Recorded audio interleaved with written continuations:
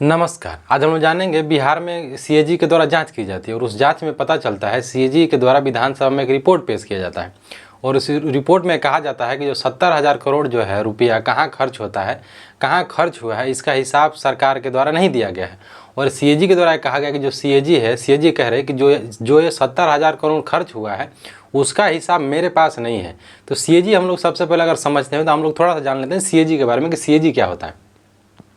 CAG होता है कि सीएजी एक संवैधानिक संस्था होती है, यानी संवैधानिक संस्था का मतलब यह हुआ वह संस्था जैसे इलेक्शन कमीशन हो गया, तो इलेक्शन कमीशन जो हो गया जैसे उसी प्रकार से ये होता है सीएजी।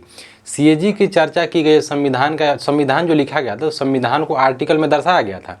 तो संविधान का जो आर्टिकल है 148 में जो सीएजी यानी सीएजी का इंग्लिश में फुल फॉर्म होता है कंप्ट्रोलर एंड ऑडिटर जनरल, और हिंदी में होता है केंद्रक महालेख परीक्षा करके इसका नाम होता है।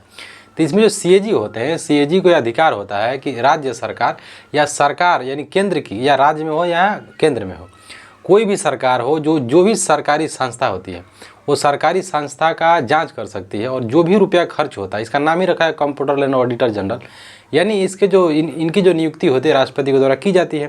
तो इनकी जो नियुक्ति की जाती है राष्ट्रपति के द्वारा, तो इसमें थोड़ा सा विवाद चलता है। तो डॉक्टर अम्बेडकर के द्वारा भी बात कुछ इसमें कही गई थी, तो हम लोग जानेंगे थोड़ा बाद में क्योंकि जब सीएजी का पोस्ट बनाया गया था तो डॉक्टर अम्बेडकर के द्वारा थोड़ा सा इसमें कहा गया था, कुछ लोग द्वारा कहा गया था कि मुर्दा लाश होता है, और जब मुर्दा लाश है तो इसका फ़ायदा क्या होगा। कारण ये था, थोड़ा सा हम लोग इस क्रोनोलॉजी को समझ लेते हैं, बाद में इसको समझेंगे। तो जो सीएजी हैं इनके द्वारा जब कहा गया कि जो 71,000 करोड़ या 70,000 करोड़ का जो पैसा है इसका हिसाब कहाँ है, विधानसभा में प्रस्तुत करें। तो विधानसभा में जब ये पेश किया गया तो सीएजी के द्वारा कहा गया कि नहीं, हमारे पास इसका रिपोर्ट नहीं है। आगे इसकी कहानी क्या है, तो हुआ है कि जो चारा घोटाला होता है सबको पता है, पूरे भारत में क्या पूरे वर्ल्ड में सबको पता चल गया था कि एक व्यक्ति थे जिनका नाम था लालू प्रसाद यादव। जब उनकी सरकार बनती है तो उस समय घोटाला किया गया था जिसका नाम दिया गया था चारा घोटाला। तो आरजेडी इस बात को इसीलिए बार बार रख रही है, स्पेशली जो लालू प्रसाद यादव की जो पार्टी है उसका नाम है आरजेडी। आरजेडी इसीलिए इस बात को जोर दे रही है कि जब हमारे समय में जब घोटाला हुआ था तो केवल लालू प्रसाद यादव को बदनाम किया गया था, हमको 42 महीने से ज़्यादा तक जेल में रखा गया। सच बात है, चलिए संवैधानिक तंत्र है, जब इनको गलती जमीन में पाई गई तो इनको जेल में रखा गया। इस चीज़ से भी लालू यादव सहमत हैं। लेकिन लालू प्रसाद यादव जो इनकी पार्टी है इस बात इसलिए सहमत नहीं है कि जब हम 900 करोड़ का घोटाला किए तो हमको जेल में दबोच लिया गया, हमारे ऊपर कार्रवाई की गई, हमें जेल में डाला गया, हमारा राजनीतिक करियर भी ख़त्म किया गया। मेन जो रीज़न था लालू प्रसाद यादव को जब जेल में डाला गया, तो लालू प्रसाद यादव के इसलिए ज़्यादा लोग फेवर में थे कि इनको जेल में डाला जाए, क्योंकि सबको पता था कि जब तक लालू प्रसाद यादव हैं या तो हो सकते कि आने वाले समय में पीएम फेस बनेंगे या प्रधानमंत्री का फेस बनते, क्योंकि लालू प्रसाद यादव का जो कद है स्पेशली राजनीति में और स्पेशली सेंट्रल की राजनीति में यानी केंद्र की राजनीति में तो बहुत बड़ा स्थान रखते हैं लालू प्रसाद यादव। आज उनका कोई तोड़ में नहीं है, आज भले आज उनका राजनीतिक करियर खत्म हो गया, नहीं तो लालू प्रसाद यादव इतना जो कोई पूरे केंद्र की राजनीति में कोई पकड़ रखने वाली कोई पार्टी तो आरजेडी थी, इसीलिए इनका करियर ख़त्म किया गया। इस चीज़ से कुछ लोग इसलिए असहमत होते हैं कि लालू प्रसाद यादव के समय में 900 करोड़ का घोटाला हुआ, लालू प्रसाद यादव को जेल हो गई। तो लालू प्रसाद यादव के अलावा भी बहुत से ऐसे व्यक्ति थे, कोई 10,000 करोड़ लेकर भाग रहा है, कोई 8,000 करोड़ लेकर भाग रहा है, कोई कोई कितना हज़ार करोड़ लेकर भाग रहा है। एक तो व्यक्ति है जो ऐसा बात कर रहा है जो उसी सरकार की गलती है। एक उद्योगपति है, एक बिजनेसमैन थे, वो इंटरव्यू देते हैं और उस इंटरव्यू में इतना प्रूफ कर रहे हैं, ऐसा लग रहा है कि सरकार की ही गलती है, तो उनको जेल में सरकार नहीं डालेगी। तो लालू प्रसाद यादव का कहना है कि सरकार जो है एक वर्ग के आधार पर लोगों को जेल में डालती है, और जब सरकार इतनी ही ईमानदार है तो जो 70,000 करोड़ का घोटाला, मतलब घोटाला कहने का मतलब पैसा कहाँ गया इसका हिसाब दे। अगर एक गलती पकड़ी जाती है तो सबको जेल में डाला जाए क्योंकि लालू प्रसाद यादव का कहना है कि न्याय जो होता है न्याय बराबर होना चाहिए और किसी वर्ग विशेष के आधार पर न्याय नहीं होना चाहिए। जुडिशरी में इनके द्वारा बात की जा रही है, बहुत से ऐसे इनके द्वारा मुद्दा उठाया जा रहा है और तार्किक भी है, क्योंकि ये कह रहा है कि जब हम 900 करोड़ का घोटाला किया तो हमारे ऊपर जांच हुई, हमको जेल हुआ जल्दबाजी में, तो उसी आधार पर सरकार जांच करे और जो भी दोषी पाया जाता है उसको जेल में डाले। तो बहुत से लोगों द्वारा कहा जा रहा है कि केंद्र की जो कैबिनेट है, कैबिनेट के बहुत से ज़्यादा लोग हैं जो पकड़े जाएंगे। कारण है, आप सोच के देखिए, जो लोग कह रहे हैं कि केंद्र का राज्य का विकास नहीं हो रहा, आप सोच के देखिए वो 70,000 करोड़ रुपया गया कहाँ। आखिर वो 70,000 करोड़ किसका था? अगर क्या वो लोक कल्याण में नहीं लग सकता था? हमारा और आपका पैसा गया, गरीब लोगों का गया। आज वहीं बिहार में बाढ़ से इतना त्रस्त है कि रहने के लिए लोगों के पास झोपड़ी नहीं है।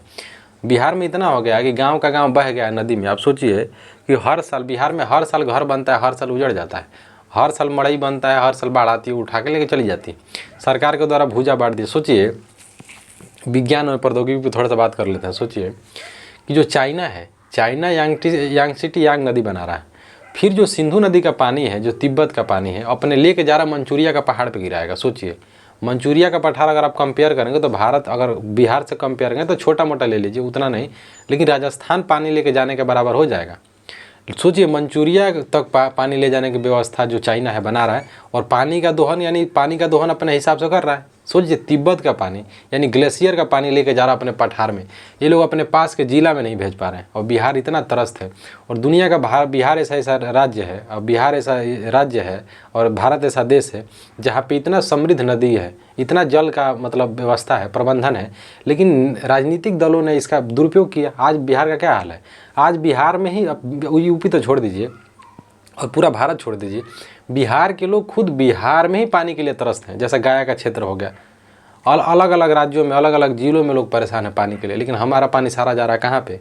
बंगाल की खाड़ी में, तो नहीं हो पाया। अब थोड़ा सा जान लेते हैं सीएजी पे। डॉक्टर अम्बेडकर जब सीएजी का पद लाए थे तो इसका जो संविधान का अनुच्छेद 148 में बात की गई थी, फिर 150 तक में इसके बारे में कहा गया, फिर इसमें कहा गया इनका जो रिपोर्ट होगा फिर राष्ट्रपति के पास पेश करेंगे, फिर इनका लिखने का तरीका चार आर्टिकल में इनको दर्शाया गया। तो जब ये पोस्ट लाया गया था सीएजी का, तो सीएजी का पोस्ट भी विदेश से ही लाया गया था, इसमें कोई डाउट नहीं है। तो डॉक्टर अम्बेडकर से लोग कहे कि जब डॉक्टर साहब एक बात बताइए, जब ये आर्टिकल डाल रहे हैं आप संविधान में, तो इसका प्रयोग क्या होगा? क्योंकि कहा जाता है घोटाले का पैसा कोई प्रयोग तो है नहीं, अगर हम पहले पकड़ लेते तो इसका प्रयोग हो जाता, लेकिन पैसा जब यूज़ हो गया तो कहाँ पकड़ा जाता है? पैसा तो रिकवर किया नहीं जाता, वो तो पैसा चला गया।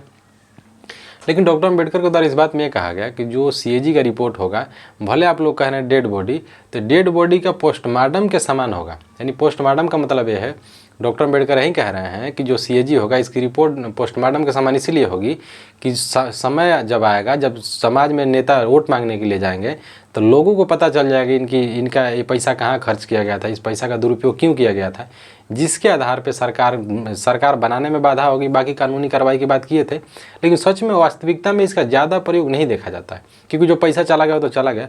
बाकी देखते हैं सरकार इस पर क्या करती है, क्या नहीं करती है, बाकी इसका प्रभाव क्या पड़ता है बिहार के इलेक्शन में, क्योंकि बहुत जल्दी बिहार का इलेक्शन हो रहा है, विधानसभा का होने वाला है, और बिहार विधानसभा इलेक्शन होने वाला है। विधानसभा में बहुत ज़्यादा हड़कंप मचा हुआ है, और एक नेता है जो उनके सम्राट चौधरी, इनके द्वारा जो लालू प्रसाद यादव हैं, इनको अभद्र तरीके से बोला जा रहा है। सबसे पहले इनको जबान पे लगाम रखना चाहिए। एक नेता है और नेता को नेता की तरह ही बोलना चाहिए। जो व्यक्ति राजनीति में नहीं है, जो इनकी पार्टी 20 साल से जिसके सहयोगी हैं, वो खुद 20-25 साल से सरकार में है, तो सवाल इनसे पूछना चाहिए, ना कि लालू प्रसाद यादव से। लालू प्रसाद यादव का सरकार कब था, कब चला गया? क्या लालू प्रसाद यादव के द्वारा काम नहीं किया गया? तो बहुत सारा काम किया गया। तो बाकी देखते हैं क्या होता है क्या नहीं। नमस्कार।